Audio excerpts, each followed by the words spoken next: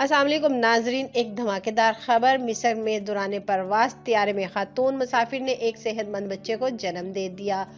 आलमी खबर इस अदारे के मुताबिक अफ्रीकी मुल्क चाड से ताल्लुक रखने वाली हामला मुसाफिर को अपने मुल्क से काहिरा आने वाली इजिप्ट एयर की परवास के दौरान जच्चगी की तकलीफ शुरू हो गई और खातून ने मदद के लिए अमले को पुकारा। इस दौरान खातून की तबीयत बिगड़ गई, जिस पर पायलट ने त्यारे का रूट तब्दील करते हुए मिस्र के असवान हवाई अड्डे पर हंगामी लैंडिंग कर दी और एयरपोर्ट से डॉक्टर को तलब किया गया। जहाज के अमले ने जच्चगी के अमल में डॉक्टर की मदद की।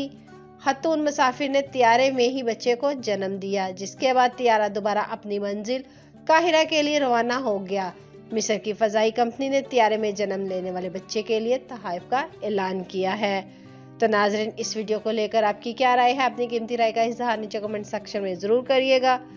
वीडियो को लाइक करने के साथ साथ हमारे चैनल को भी सब्सक्राइब कर दीजिएगा ताकि लेटेस्ट अपडेट सबसे पहले आप लोगों तक पहुंच सके।